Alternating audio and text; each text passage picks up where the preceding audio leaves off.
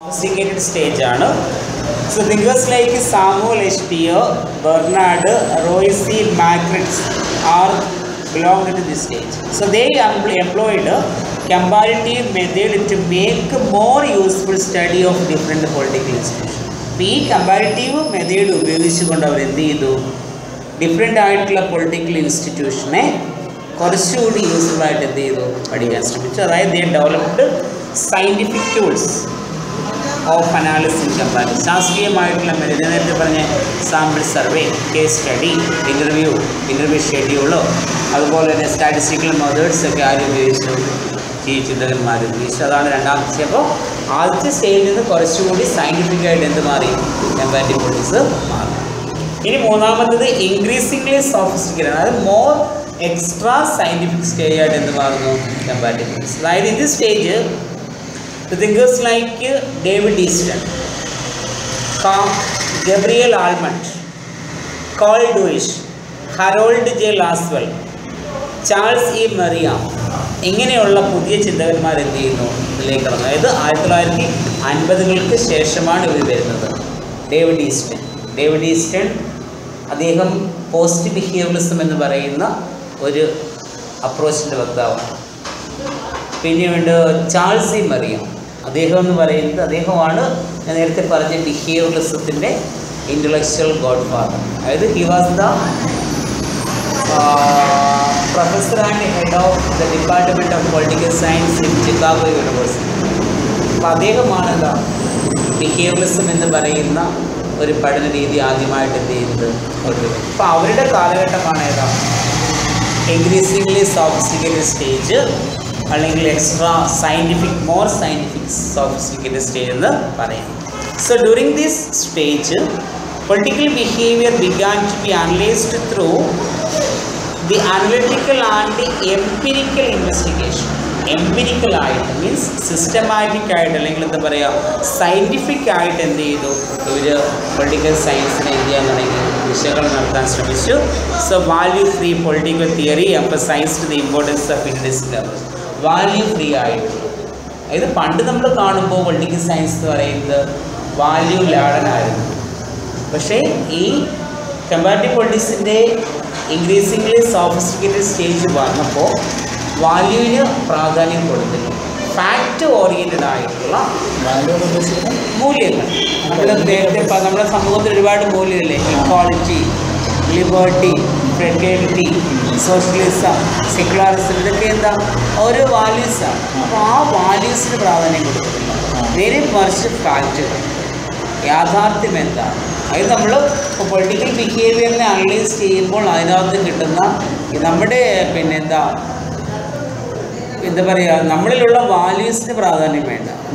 നേരെ മറിച്ച് നമ്മളിലുള്ള ഫാക്റ്റ്, യാഥാർത്ഥ്യം, നമ്മൾക്ക് എന്തെല്ലാം വസ്തുതകൾ നമ്മളിലുണ്ട്, ആ ഒരു കൺസെപ്റ്റിലേക്ക് മാറി. ക്വാളിറ്റി വേണ്ട, നേരെ മറിച്ച് എന്താ ക്വാണ്ടിറ്റി, ബിഹേവിയറിൻ്റെ ക്വാണ്ടിറ്റി എന്ത് മാത്രമേ ഉള്ളൂ, ആ ഒരു കൺസെപ്റ്റിലേക്ക് ഏത് മാറുന്നു, പൊളിറ്റിക്കൽ സയൻസ് മാറുന്നു. അപ്പോൾ ആ ഒരു സ്റ്റേജാണ് എന്താ ഇൻക്രീസിംഗ്ലി സോഫിസ്റ്റിക്കേറ്റഡ് സ്റ്റേജ് എന്ന് പറയുന്നത്. ഇത്രയാണ് ഇതിൻ്റെ ഡെവലപ്മെൻറ്റ്. 3 സ്റ്റേജാണ്. ഇതിൽ നമുക്കിനി ഒരു short course for the growth of comparative politics, comparative പൊളിറ്റിക്സിൻ്റെ വളർച്ചയ്ക്ക് സഹായിച്ച ഘടകങ്ങൾ എന്തൊക്കെയാണെന്ന് നോക്കാം. So there are several factors which influenced the growth of comparative politics. Comparative പൊളിറ്റിക്സിൻ്റെ വളർച്ചയ്ക്ക് ഒരുപാട് കാര്യങ്ങൾ സഹായിച്ചിട്ടുണ്ട്. അതിൽ ഒന്നാമത്തേന്ന് പറയുന്നത് the study of western and non western political system. പാശ്ചാത്യവും പാശ്ചാത്യ ഇതര രാഷ്ട്രീയ സംവിധാനങ്ങളെക്കുറിച്ചുള്ള പഠനം. അതായത് in the post second world war period newly independent nations of in Asia, Africa and Latin America enter in the field of world politics. ഇത് നേരത്തെ പറഞ്ഞതാണ് post second world war period, അല്ലെ, 2ാം ലോക മഹായുദ്ധം കഴിഞ്ഞുള്ള കാലഘട്ടം. അപ്പോൾ ആ കാലഘട്ടത്തിലാണ് ഒരുപാട് രാജ്യങ്ങൾ, അതിനെ നമ്മൾ തേർഡ് വേൾഡ് കൺട്രീസ് എന്ന് പറയുന്നത്, ഏഷ്യയിലും ആഫ്രിക്കയിലും ലാറ്റിൻ അമേരിക്കയിലും ഒക്കെ എന്ത് ചെയ്തു, ഒരുപാട് രാജ്യങ്ങൾ സ്വാതന്ത്ര്യം നേടുകയുണ്ടാകുന്നു. അപ്പോൾ അവരും ഏത് മേഖലയിലേക്ക്, ലോക രാഷ്ട്രീയത്തിലേക്ക് എന്ത് ചെയ്തു കടന്നു വരുന്നു. So they had common problems. അവർക്ക് ചില പൊതുവായ പ്രശ്നം ഉണ്ടായിരുന്നു. പോവർട്ടി, തേർഡ് വേൾഡ് കൺട്രീസിൽ ഉണ്ടായിരുന്ന ഒരു പ്രധാന പ്രോബ്ലം ആയിരുന്നു എന്താ, പോവർട്ടി എന്നുണ്ട്. എന്ത് ഇലിറ്ററസി, then unemployment. So in order to understand and settle the problem of these new nations, comparative politics developed as a discipline. അപ്പോൾ ഈ ഇത്തരം പ്രശ്നങ്ങൾ ഈ തേർഡ് വേൾഡ് കൺട്രീസിൽ പിന്നെ പൊതുവെ അഫക്റ്റ് ചെയ്ത ഈ പ്രശ്നങ്ങൾക്ക് പരിഹാരം കാണുന്നതിന് വേണ്ടിയിട്ടാണ് എന്തുണ്ടാവുന്നത്, കമ്പാരിറ്റീവ് പൊളിറ്റിക്സ് ഉണ്ടാവുന്നത്. അപ്പോൾ ഈ തേർഡ് വേൾഡ് കൺട്രീസിനകത്തെല്ലാം കോമൺ ആയിട്ടുള്ള ഇഷ്യൂസ് ഉണ്ടായിരുന്നു. ഈ കോമൺ ഇഷ്യൂസ് സോൾവ് ചെയ്യാൻ വേണ്ടിയിട്ട് എന്ത് വന്നു, കമ്പാരിറ്റീവ് പൊളിറ്റിക്സ് വന്നു. ഇതിന് അടുത്തത് ബിഹേവിയറൽ മൂവ്മെൻറ്റ്. നേരത്തെ പറഞ്ഞതാണ് behaviouralism. So the behavioural movement developed in USA in 1920s.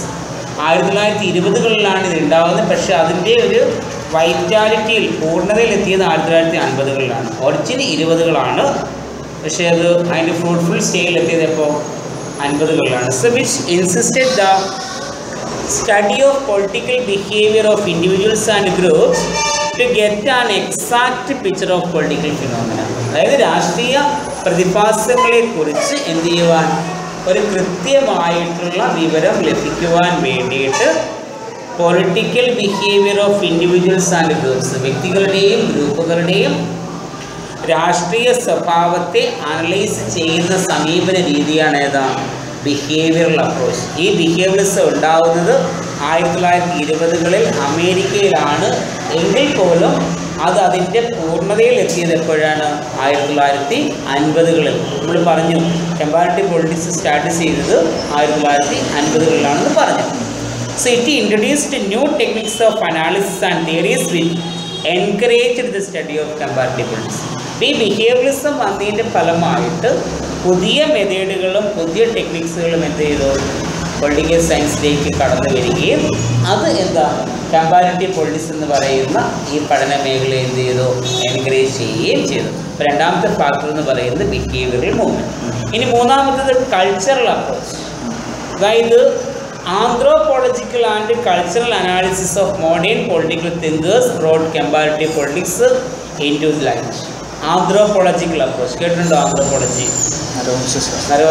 That means a scientific study of the origin, growth and development of human being.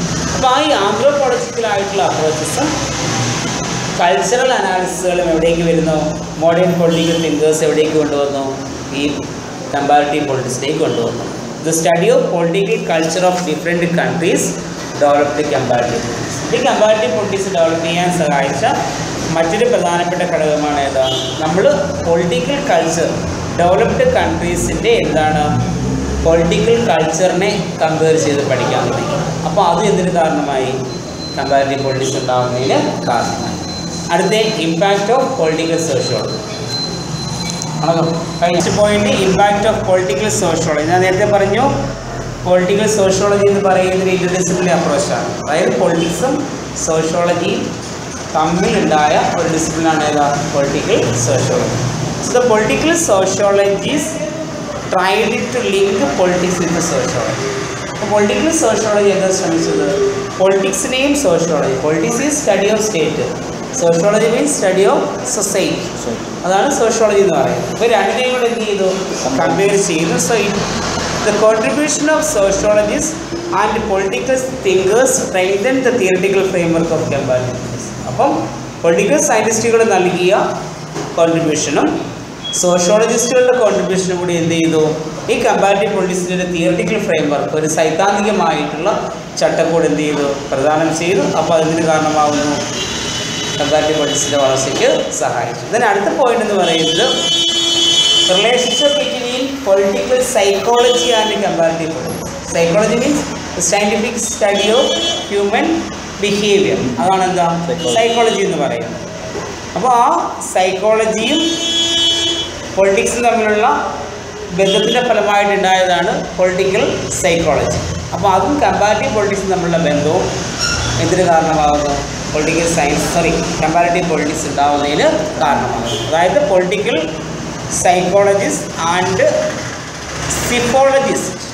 നേരത്തെ പറഞ്ഞ ടേമാണ് സിഫോളജി എന്ന് പറയുന്നത്. എന്താണ്, scientific study of voting behaviour ആണ് എന്താ സിഫോളജി എന്ന് പറയുന്നത്. അപ്പോൾ ഇവർ തമ്മിലുള്ള ഈ ഒരു കോൺട്രിബ്യൂഷൻ, സിഫോളജി എന്താണ്, psephology scientific study of voting behaviour. നമ്മൾ വോട്ട് ചെയ്യത്തില്ലേ, അതിൻ്റെ അതിനെക്കുറിച്ചുള്ള പഠനം. വോട്ടിങ്ങിനെ കുറിച്ചുള്ള പഠനമാണ് എന്താ സിഫോളജി എന്ന് പറയുന്നത്. അപ്പോൾ ആ സിഫോളജിയും സൈക്കോളജിയും തമ്മിലുള്ള ഇൻ്റർ റിലേഷൻഷിപ്പും എന്തിന് കാരണമാകുന്നു? കമ്പാരിറ്റീവ് പൊളിറ്റിക്സ് ഉണ്ടാകുന്നതിന് കാരണമാകും. അടുത്തത് ഇമ്പാക്റ്റ് ഓഫ് ഇൻസ്റ്റിറ്റ്യൂഷണൽ, അതായത് ഇൻസ്റ്റിറ്റ്യൂഷണാലിസത്തിൻ്റെ impact. The institutionalist insisted the study of political institution. രാഷ്ട്രീയ സ്ഥാപനങ്ങളെക്കുറിച്ച് മാത്രമാണ് എന്ത് ചെയ്യുന്നത്?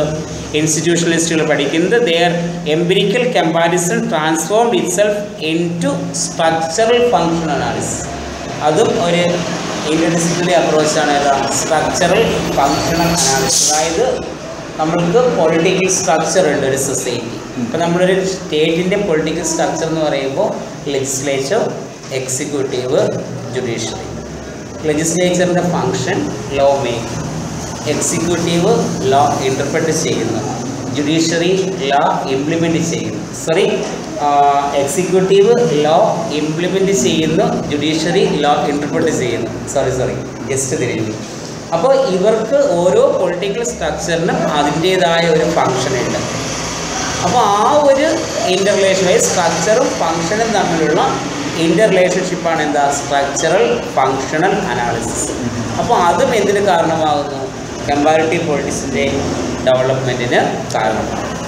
ഇനി നമുക്ക് ആ പോയിന്റിന് ഒന്നുകൂടെ പറയുന്നുണ്ട്. സ്ട്രക്ചറൽ ഫങ്ഷണൽ അനാലിസിസ്, വ്യവസ്ഥാപരവും ഘടനാപരവുമായ വിശകലനം. അതായത് the structural functional analysis insisted the study of political structure and their function. Political സ്ട്രക്ചറും അതുപോലെ തന്നെ പൊളിറ്റിക്കൽ സിസ്റ്റത്തിൻ്റെ പൊളിറ്റിക്കൽ സ്ട്രക്ചറും അതിൻ്റെ ഫങ്ഷൻസിനെ കുറിച്ചാണ് നമ്മളിവിടെ പഠിക്കുന്നത്. സ്ട്രക്ചറൽ ഫങ്ഷൻ അനാലിസിസിനകത്ത് പഠിക്കുന്നത്. അതായത് it also contributed to much to the subject of comparative politics. ഈ സ്ട്രക്ചറൽ ഫങ്ഷൻ അനാലിസിസും ഇതിന് കാരണമാകുന്നു? കമ്പാരിറ്റീവ് പൊളിറ്റിക്സിൻ്റെ ഡെവലപ്മെൻറ്റിനെ കാണുമ്പോൾ അതൊരു 7 പോയിൻ്റാണ് അതിനകത്ത് വരുന്നത്. അപ്പോൾ ഇത്രയേ ഉള്ളൂ നമ്മുടെ മീനിങ്, നേത്രാൻ സ്കോപ്പ് ഓഫ്